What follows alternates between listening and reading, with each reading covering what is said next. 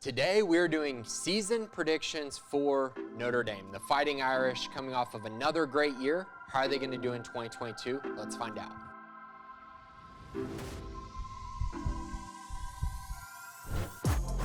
So today we're talking about Notre Dame and of course year number one with Marcus Freeman at the helm. Brian Kelly's gone, he's at LSU, and now this is Marcus Freeman's program.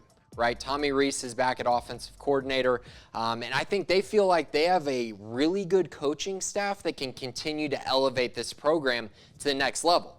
And that's going to be hard because they were really, really good a year ago and fell just short of the college football playoff. Coming into this season, obviously there's change here.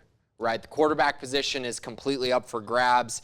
Tyler Buckner and Drew Pine are going to be fighting it out for the starting quarterback job. I think a lot of people feel like Buckner is probably going to be the leader, but I liked what I saw from Drew Pine at times last season.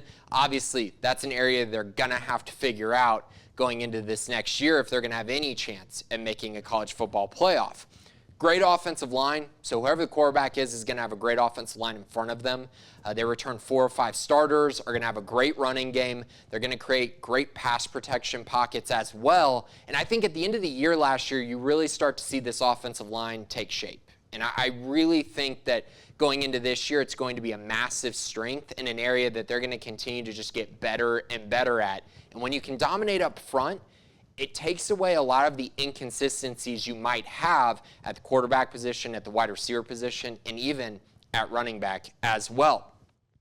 Playmakers, okay, you look at kind of this offense and guys who are going to excel. I think the first guy is Meyer, the tight end. He's a guy who might be a first-round pick. He might be the first tight end off the board in the NFL draft next year.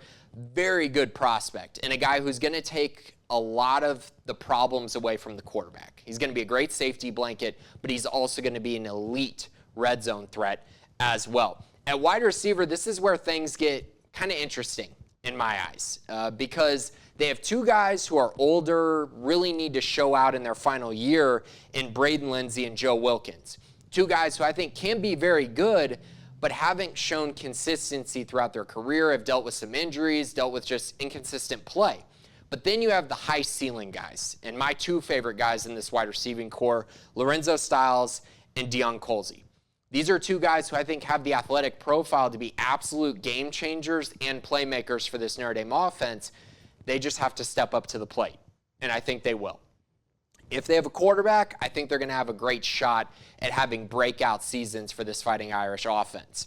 On the defensive side, I love what they have up front. Isaiah Foskey at defensive end, he's probably going to be another top 2-round pick in the NFL draft. They continue to churn out really good NFL prospects there at Notre Dame. I also like their defensive tackle, Jason Ademilola. He's a very good player as well. So you have those 2 up front kind of anchoring things. And because of that, it takes a lot of the blame away from the secondary, a lot of the blame away from the linebackers because you got guys up front who can really win one-on-one battles. You're going to be able to get after the quarterback while also slowing down the run game as well. At linebacker, I think there's a chance they're more athletic than they were a year ago, but I don't know if they'll be as consistent. And that's kind of the give and take, right? Do you want to be more athletic, have a higher ceiling, or do you want safer floor plays at the linebacker position? We'll see. But I see a lot of upside at the linebacker spot for this team. In the secondary, cornerback is an area where their depth isn't great, but I like their starters, and I think their starters are going to take a step in the right direction. You lose Kyle Hamilton at safety, but you bring in Brandon Joseph from Northwestern, an all-Big Ten type player, to replace him. And I think that addition of Brandon Joseph is really going to shore things up on the back end and make up for any depth concerns that I have at the cornerback position. Moving on to kind of their schedule and the layout of the land for kind of what they're going to see in the 2022 season. Their wins: Marshall, Cal, at North Carolina, Stanford, UNLV, at Syracuse, Navy, and Boston College. I see those all as wins.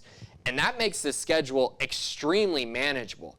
I mean, you're seeing kind of games that I just feel like aren't even going to be that competitive or that close. I know Notre Dame has a really tough schedule every single year, but when I look at this schedule, it really breaks out really nicely outside of their toughest 4 games. The should wins. So here's the category where it goes, okay, if Notre Dame really doesn't play well, they could absolutely lose this game, but in my eyes, they're more talented, better coached, and I feel like they should get the job done. That's BYU and at USC. The USC game comes at the end of the year. Maybe Lincoln Riley and company have really figured it out and they're humming by the end of the year, and they make that game a little more interesting.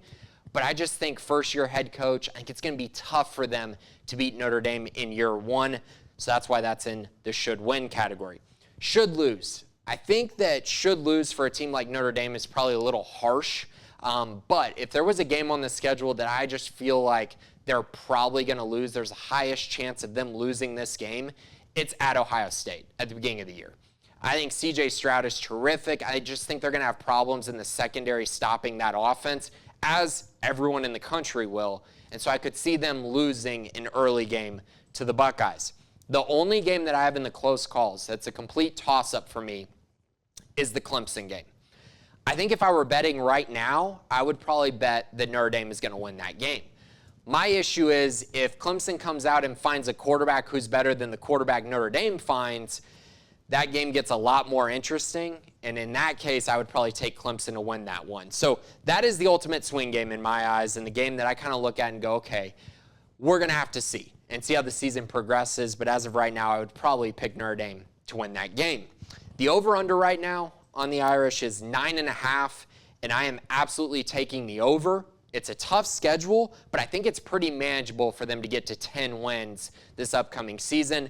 My expectation currently is 10-2, even with that really, really tough schedule. I just think Marcus Freeman brings a great culture to that program, and I think overall they have a great opportunity to find success on the defensive side, especially on the defensive line, and then on the offensive side in the run game with their offensive line as well. So again, my expectation 10-2 for the Fighting Irish going into next year. I'll be back with more win totals and my season predictions throughout the upcoming weeks.